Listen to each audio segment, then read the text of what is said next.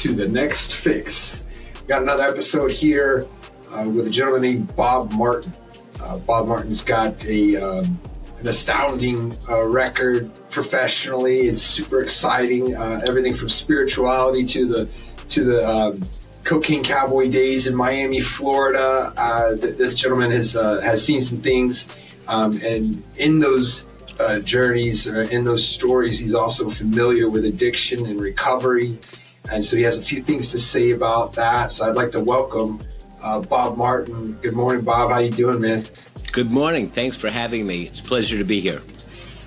Yeah. So Bob and I were kind of having a quick conversation before we hit record, and sometimes I shed light on that, even though maybe there's a reason why you talked before. But so Bob had shared with me this is his first time.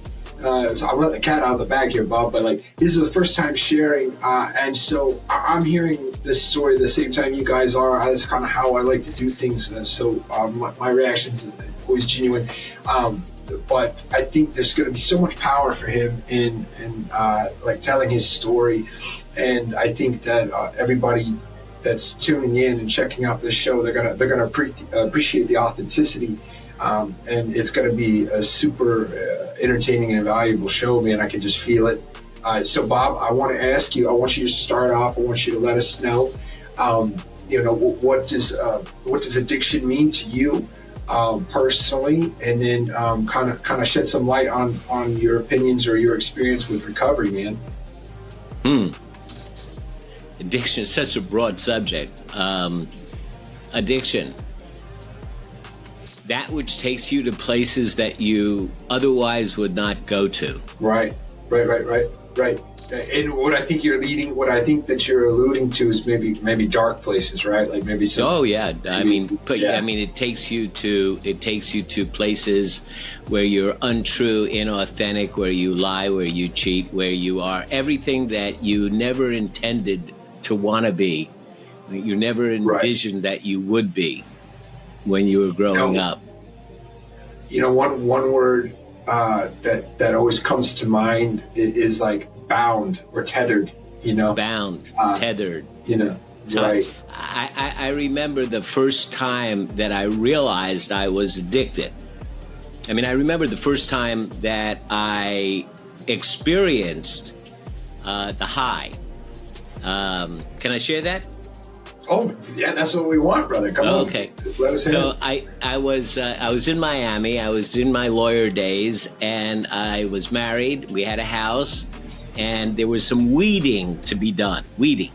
So I went out into this little peanut that we had in the front yard, and I started weeding, bending over a lot. You know how you weed? You bend over and you pull. I did this for a long time, and evidently I had pulled both of my hamstrings. And so I woke up the next morning in this incredible pain. I called my doctor, and he called me in some pain pills. And I took those pain pills, and the pain went away. But it wasn't just the pain of the hamstrings. All the pain in my life went away. There was just, everything was good in the world. Everything was fine. I'll never forget that moment. So that was that. And then it progressed on through years and years, where I was just a user. I wasn't an addict. And then I remembered the time when I was waiting for my supplier. I had moved already to North Carolina. It was years later. I was getting. Hold on a second, Bob. Yeah. Hold on a second here. Mm-hmm. I feel like we skipped a few steps. Meaning, oh yeah. So you went from a doctor who prescribed you some pain medication, and now we're talking about a supplier. So what is he supplying? And then Oxycontins. What kind of Oxycontins? And I'm imagining a much larger volume. Oh yeah, we're talking $2,500. Okay. And I got yeah. So I've got the money sitting on my bed, and I'm getting sick. Yeah. And I remember it was the first time I really started, that I had gone long enough to start getting sick. And I was sitting on the side of the bed, And excuse my language, but I said to myself, oh shit, I guess I'm addicted. Right. Now I remember those were two big points. Yeah. And there's a lot in between, of course. Right. And you know, that's, I'm familiar with that journey far too well. You know, I was prescribed, I broke my leg and I went to the doctor and he prescribed me enough roxycodone. This is probably a few years later, but roxycodones, he gave me 220 of them. I mean, it's enough painkillers to kill a rhinoceros. And I was only paying $5 copay. This is like 2008. So it was an immediate, not just a prescription for pills, but also the prescription to, you're an addict. Here you are, you're an instant addict. And not only am I an addict, but I have the green light for my medicine. It's like, oh, you need this. It's like, dude, you turned me into an opiate addict like overnight. And this is people in my life that they attest to. Once that happened, it was like I made a hard left. You know, I had done some partying, but like, you know, it was like once that doctor gave me this stamp of approval to be a complete addicted individual, I was like, boom, I was off to the races. So you're waiting for your supplier, you're getting ill. And this is the first time you got ill, right? So so let's see. I want to know. So, but what I don't see at this point in the story is that the train has not come off the tracks. This is just the first glimpse of shit. The train had come off the tracks many times, but you know that old denial. It's just. Okay, well, you know, I got caught, or this or that happened, or I'm finding myself in the courthouse, sneaking into the bathroom to go to the commode to snort up a line of cocaine. Because once it gets you, then you know it's anything. Anything. I never did heroin. I guess. I don't know. It wasn't that. Although I thought about doing it, I just didn't have the connections. Probably would have if it came my way. Never shot up. Well, Bob, you know, like I think. Well, don't get it twisted. I think you know that painkillers are the best heroin there is. I mean, it's the best. Yeah, I mean, stuff. It's the highest grade heroin you could find is prescription opiates, right? Like it's pure as it gets. So all right, man. So you're running rails. And when you said in the courthouse, this is when you were practicing law. Yeah. Mm-hmm. So you're practicing law. You're running to the bathroom. You're blowing lines. You're going back in court. You know, you're probably sweating. You're probably looking a little wound up. And so, and then what year is this, Bob? We would be talking in between 77. No, 77 is when I graduated law school, and I don't think that I started using until maybe 83, 84. So it would be in the mid 80s during the cocaine cowboy days. Right. And I'm representing the mob. And in Miami during the mob in Miami is defined as the heads of the Italians, the Cubans, the Peruvians, the Colombians, and the Haitians. So I'm talking at that level to these folks, going out to their chrome and glass nightclubs and discotheque places, and everybody's snorting lines on the glass top countertops. And it was a scene. So, it's not just a scene, Bob. This is, you're going over the plot of Scarface, and I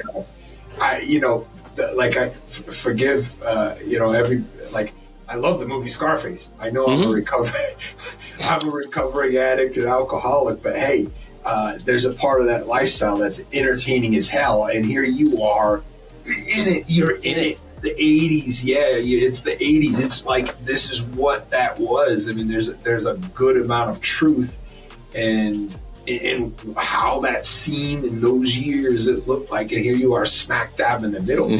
So, I hate to shed light on a dark time, but it probably wasn't all dark. It was exciting, you know, like the lifestyle. I mean, I'm sure you were having a lot of moments where you're like, wow, this is kind of badass. Yeah. This is, you know, exciting. And so that's also part of it. All you do is need to snort a line to feel like you're invulnerable. I mean, you're the best lawyer there is, you know, and everything that you're saying is brilliant, and everything you touch turns to gold. And right. But you and I both know that's it's not a recipe or a model for longevity, right? So where did things start turning south? I mean, you started having moments, of course, where people probably like figuring out, like, oh shit, this guy, he's out. You know, it's funny. I was pretty good at covering it up.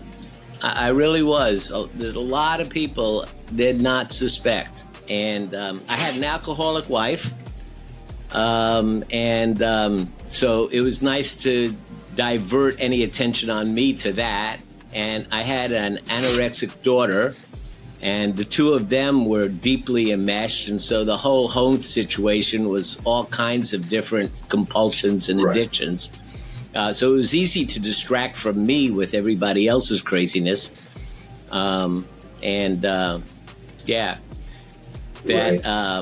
went on.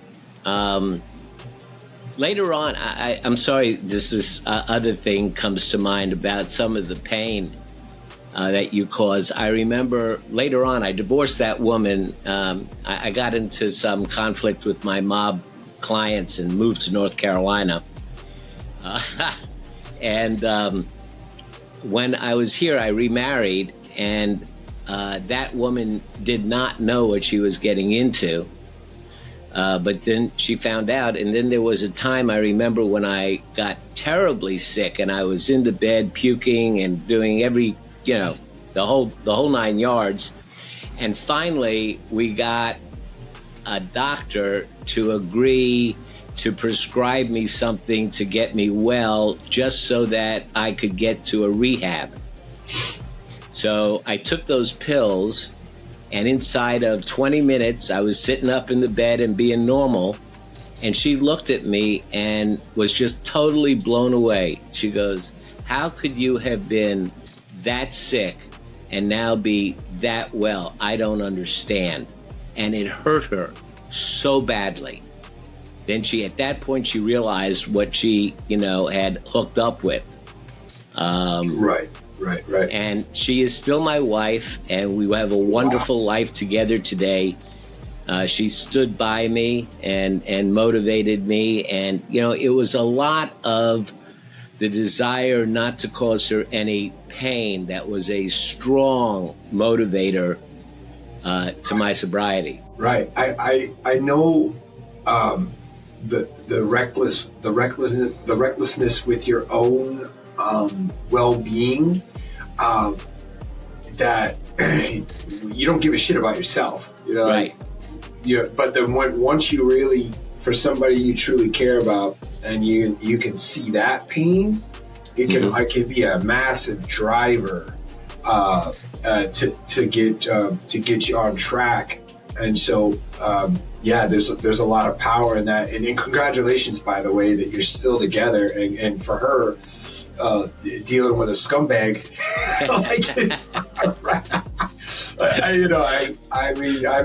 I don't pull any punches, man. I know damn well I was a scumbag. I was an asshole. And so, absolutely. The people that stuck around, man, damn, they deserve medals. And so does she. So you now you're in North Carolina. And you've gained a massive ally and a partner, and then you made a decision. I imagine somewhere along the line you made a hard decision. So where did that happen, and what did it look like to really start putting boots to ground? So, one of the strangest things that happened to me was back when I was in Miami. I in my arrogance, by the time I was doing so well that by the time I was like 33, I had paid my house off. And then in my arrogance, I was going to go into this business where I was going to make billions of dollars, but it was going south and I was losing everything. And I was about to have to refinance the house. And I was seeing a therapist.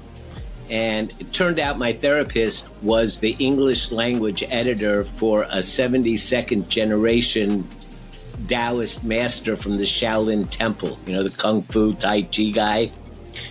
And I started studying under Master Nee and George for 8 years. And I learned a lot, and I'm still using. But but I got it in check. I'm a functional user. And every once in a while it starts to get dysfunctional, but I would always pull back. Right. And so I'm learning all of this stuff about virtue and learning about efficiency and going with the flow and spiritual stuff. And I'm still using. And I go back to school and I get a master's in social work and I'm still using. Not all the time, kind of binge whenever I could find, a supply, right. I couldn't say no, even if months had gone by. I'd run into somebody and boom. And I'm a criminal defense attorney. So, I mean, come on, I get it in. Yeah. Right. These are my people. These are my people. It doesn't take long before you run into that somebody because that's your client. Right. Yeah. So in and out of rehab, still using, and then one day, I was sitting on a bench and she was just looking at me, and it was after another, what we call slip. It ain't a slip.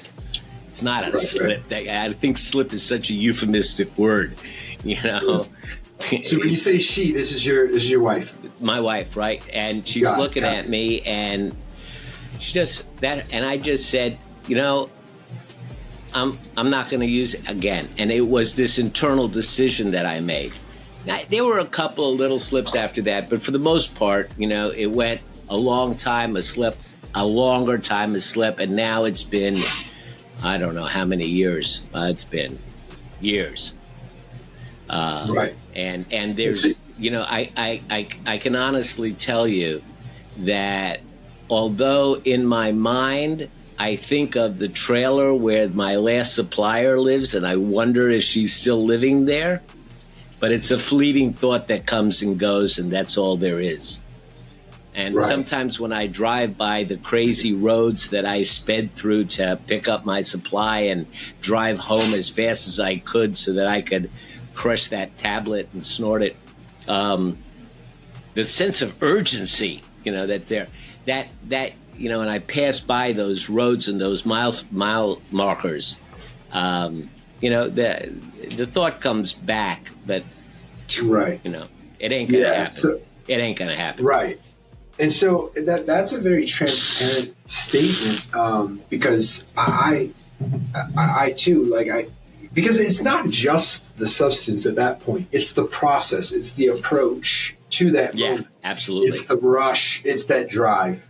It's the drive, it's the arrangement, it's the getting the money, it's the call. It's all so exciting. It brings back that sense of being a little kid and being revolting against authority. Right. And so, just so everybody knows, we're not glorifying this. This is how the mind it becomes addicted. It's a biological effect, and it's an emotional driver. It's a mental. It's the thrill. All these things that you combine all of that, and you have yourself a full blown addict, no doubt. And man, even now, like when you're talking about having these memories, they're not. These are. Some of them, from what I can tell, is it's not like a disgusting moment. I remember the feeling, even though another person looking from the outside in would say that's disgusting. It's like I would take a pill and I would put it into a straw, and I would chew it so it would crush up in the straw. And in the same motion, I would put the straw into my nose and I'd snort it. And the whole process would take me about, I don't know, 3 seconds.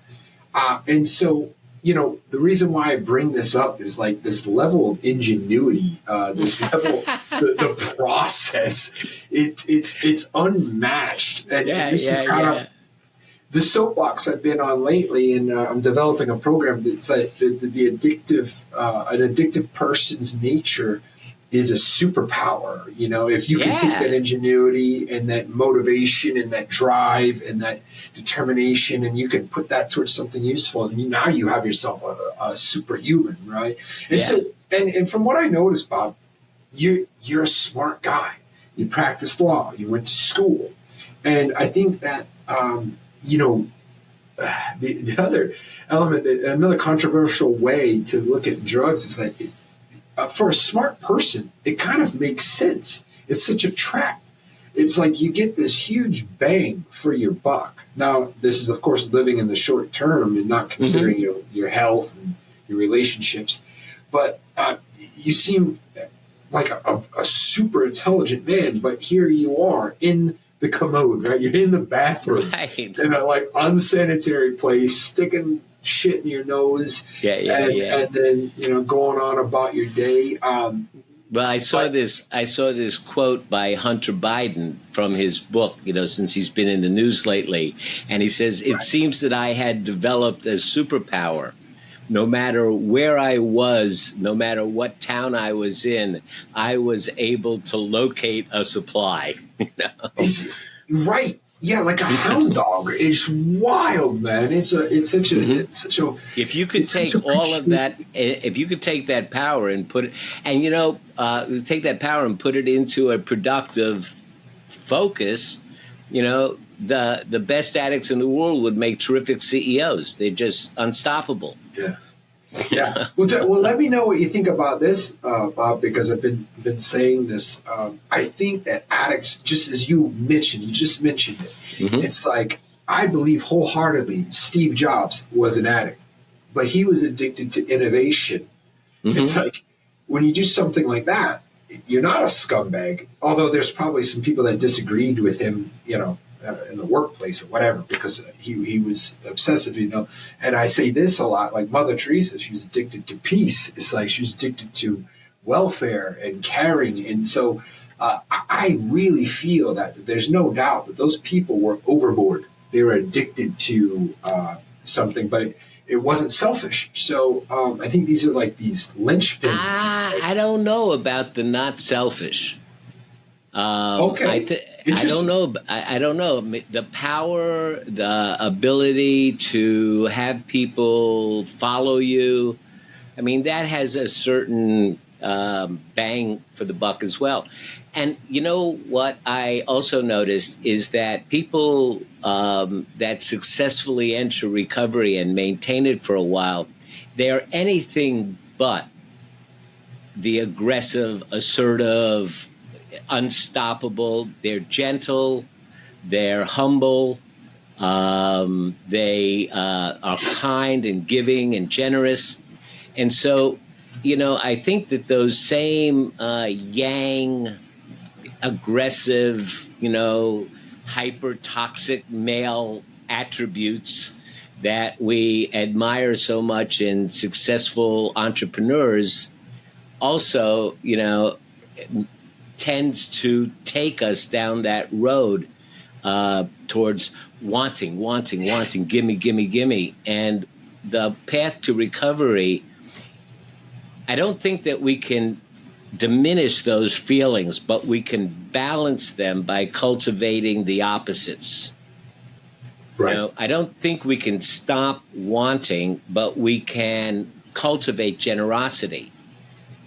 And once we get to a place where we're balanced, it changes who we are. And, the crazy part about it, if I can, the brain science, because, I teach meditation, and so we'll get into the brain science of meditation. And when you look at the electrical activity that's in the prefrontal cortex of the brain between the right and the left side, if somebody's right side is way more active than the left side, with uncanny precision, you can predict them to be cynical, negative, caustic, judgmental, all of those things. If the left side is dominant, then you can predict that they're going to be optimistic, hopeful, spiritual, connected, and those things.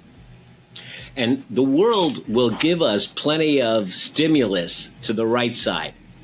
And, and neurons that fire together, wire together, and the same thing that happens with that charge and the desire and the ambition.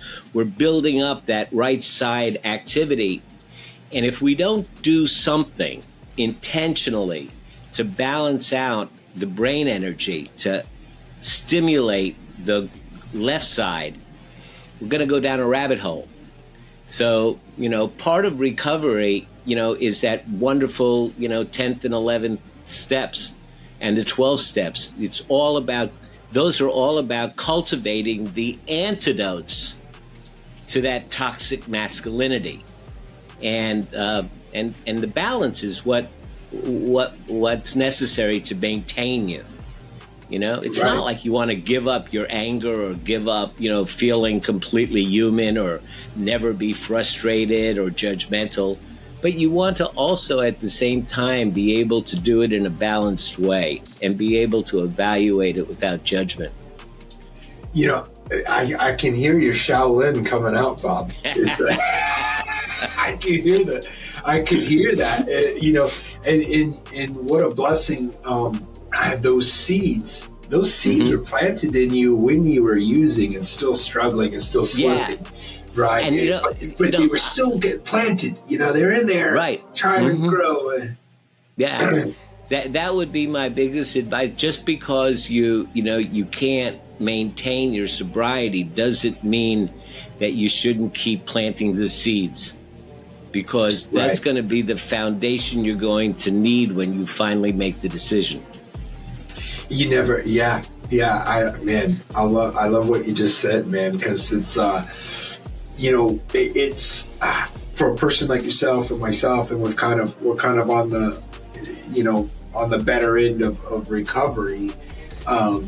Looking back, it's like, oh man, thank God that conversation happened, or thank God you went to a therapist's office and he happened to be a well-seasoned Shaolin. Was he a monk technically? I didn't want to.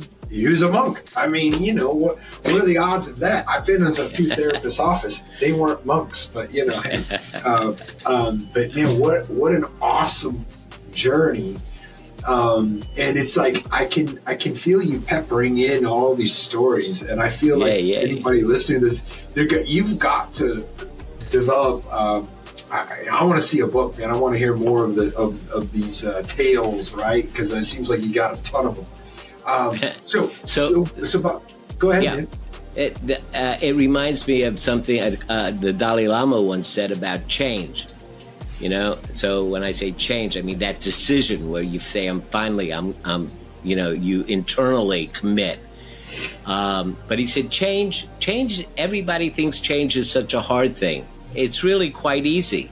It just takes place in a moment, In one moment you're this, and in the next moment you're that, and it's instantaneous, and it's no trouble, and it's an easy thing, he said.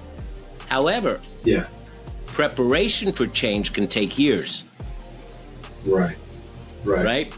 So it's all the planting of the seeds and da-da-da-da-da, and then all of a sudden it all comes to fruition in that one little moment where you make a decision and the change happens. But the preparation, can take years. Yeah, and I think that orientation of everybody, and this is why it's such a hard thing to treat, right? It's like you want to treat this condition, but the thing is that what you've just mentioned is exactly what makes it so complex, is that people, every single person, especially people that are struggling with addiction and substance abuse, they're being oriented, right? And not everybody makes it. Not everybody makes it out, but all of us are being oriented over time with the planting of the seeds and the choices that we make, and the complexity is it's unreal. It's so far and so deep. But I look back and I agree with you. that all of the seeds that were planted, all of the conversations, all of the different things that I had read, not read, chosen to do, not chosen to do, it was setting me up. It's setting me up for where I'm at here and now, and I'm very thankful for that. So while you're being oriented and kind of being, set up, if you will, for the decision, right? Like it's such a unique journey for all of us. But then there is a lot of times it can be like a hard stamp. And I think that, I'm super impressed that for yourself, like going through so many different phases, and different elements that influences, if you will, right? And so, speaking of that, right, like, would you attest that the Shaolin teachings and that type of is that your rock? Is that your linchpin for your sobriety these days? Yes, and my meditation practice, and meditation, teachings that I learned from Master Ni, and another practice called the I Ching. And these are practices, that are part of my life.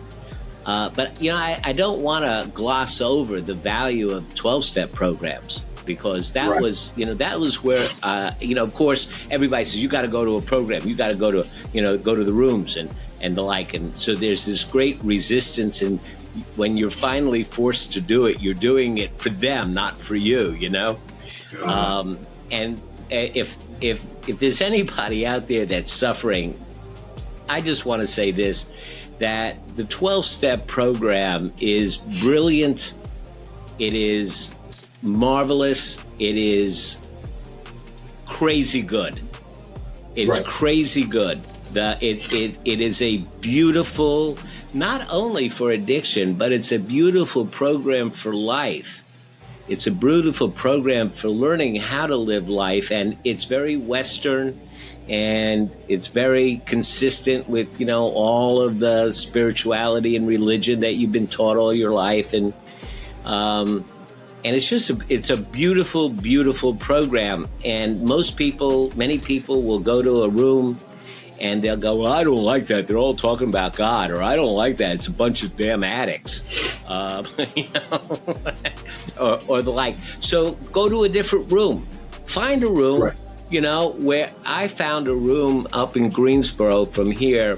I had to get up at 6 o'clock in the morning, get dressed, leave the house at 7, drive 45 minutes every single 5 days a week to go to this room. And everybody was in. There were doctors, there were butchers, there were car mechanics, there were homeless people, there were CEOs in that room. And everybody talked about grace and generosity and gratefulness. And those were my training blocks. Those were my right. training blocks, and it's I have so much respect for the 12 steps and 12-step programs. They're great. Now there may come a time when there's diminishing returns, and you're just not getting the same, and then you may have to find something else. And for me, that was my spirituality and meditation. But it's a great place to start.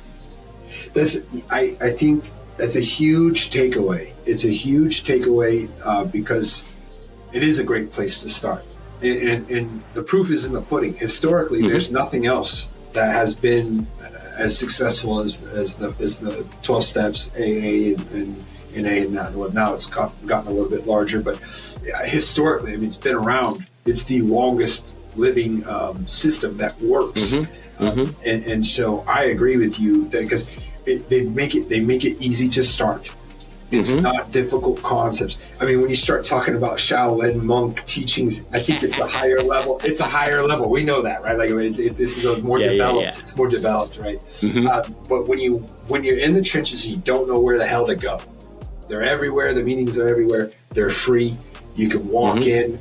in, and you're not being judged. maybe you are like a tiny bit, but not anywhere to the level that you would maybe at a hospital or you know, if you were to approach even your own family and friends. So I think you nailed it, and that's a massive takeaway. If you need somewhere to begin, it's a great place. I didn't do too well in the 12 steps. It wasn't a part of my journey so much, but it's undoubtedly the value is there, and for people that need somewhere to start, that's where you got. It's where you should try. You should at least give it a shot, and not just once or twice, but like you had mentioned, all the rooms are have a different, feeling, ability. Right? Yeah. So you find one that works, and it may take a little work. It may take a 45-minute drive. Yeah, but yeah. Again, find one where you feel like you're among your people. And you know what? Go into the old archives of whatever streaming service you have and find My Name is Bill W. Bill W. My Name is Bill W. It was about the that's origin. The name. Hold on a second. My Name is Bill W. is the title. My Name is the name of the title of the movie. My Got Name it. is Bill My W. Name is And Bill it's W. about Bill W. who started, and it's his story. And there's so many really scenes in it that I remember one scene. He's standing at a window and he just came out of 6 months of rehab, and he's looking at his wife, and they're in this small little apartment when he used to be so wealthy. And he says, I look back at all that I've lost and everything that we've come to and all the hurt that I've caused. And he goes on and he says, and as I look out these window and see these other people who are just normal, I'll see all these normal people, all I can think of is that I want to drink. And it just, it just sinks in. Yeah, there it is. Yeah. It's that is a that's My Name is Bill W. That's a and again, it's free. There's like so many resources out there. Well, and speaking of resources, Bob, I want you to tell people what you have on the horizon, what you have as far as projects, and how can people get more of you, brother? Because I think there's a lot more to the story. I want to know more. I'm sure they want to know more. Yeah, sure. So one of the saving graces for me was the introduction in my life into the practice of meditation. A lot of people really have misconceptions about what it is. They think it's about quieting the mind, emptying the mind, and then they sit down quietly, and then they hear all these thoughts are going through. What have I got to do for dinner? And what did that guy say to me yesterday? And I don't like that shirt I bought, and all this stuff. And I can't meditate. But meditation is not about quieting the mind. It's about watching those crazy thoughts. So it's perfectly fine to have all of those thoughts. The only difference is that instead of resisting them or trying to not have them, you allow them to be and just watch them. And there's a certain technique to doing it, and there's a certain place you come to. But what you learn to do is you learn to be able to step back and learn that you are not your thoughts, and all of the thoughts that are tied to your addiction, you are living them as if that's who you are. When you meditate, you begin to realize that you're not your thoughts, and that you have the ability to go to a place where you can actually watch your thoughts and become more familiar with the creator of your thoughts. And from that place, you have much more of a say in the matter of what thoughts you have. So slowly, you begin to be able to craft the person you want to be from a place that's not, or you can't, the fish in the aquarium doesn't know it's in water. Yeah. Right? So when you're in your thoughts, you don't know you're in your thoughts. When you step out of your thoughts, you can see that you're not your thoughts. That process, that new perspective turbocharges your recovery whatever else you're doing, if you're doing a therapist, if you go into the rooms, if you're doing 12 steps, whatever it is you're doing to create your recovery, this ability to be more aware of your thinking turbocharges all of that. And it's a wonderful, wonderful practice, and it's not hard, and it doesn't cost any money, and it takes 10 minutes a day. So I've written a quick little primer, a little primer book called Is Meditation for Me? What it is, what it's not, and how to do it. And it is a free ebook that I would like to offer to your listeners. All they have to do is send me an email at bob@awiseandhappylife.com. And Bob at a wise and happy life.com. And I'm going to have that all spelled out. I'm going to have it all spelled out for everybody. I'll send you an email. And just send me an email and ask for the ebook, and I'll be happy to send it to you. Yeah, we're going to get them hooked up, man, because I think that I'm a proponent for gaining a little bit of space between yourself and your mind is where it's at. And you can get there. You can get there by journaling, writing, speaking. There's all these ways, but meditation, I think they think meditation is so far from themselves. They think, oh, that's not for me, because they see this vision. And this vision is a monk in a Shaolin temple. And it doesn't have to be. It doesn't have to be. I got to say, like, if two people don't look like monks, it's me and Bob. We don't look like monks at all. Well, people, there's also this other word, mindfulness. And people say, that's not for me. But look, how many times have you been talking to somebody and then stop listening? And your mind wanders off, right?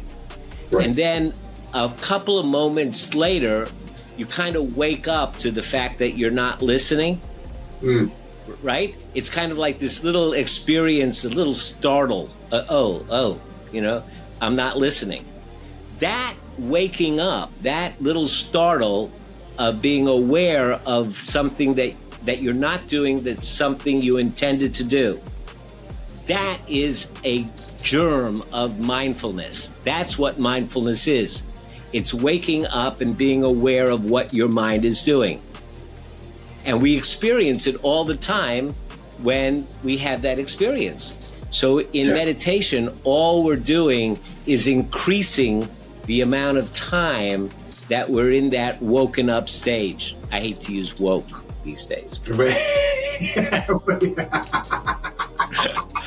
Yeah, I love it, man. Well, hey, listen, Bob. Yeah, we're gonna get the people the resources to get more Bob Martin. And hey, let me tell you, man, I greatly appreciate you coming on and having this conversation with me, man. It's been super entertaining. You are an interesting individual. Thank you so much. Thank you for that. Well, thank you for what you're doing. You're making a difference in a lot of folks' lives. All right. Well, thank you. I appreciate it, sir. Okay, guys. This has been The Next Fix. We'll see you on the next one.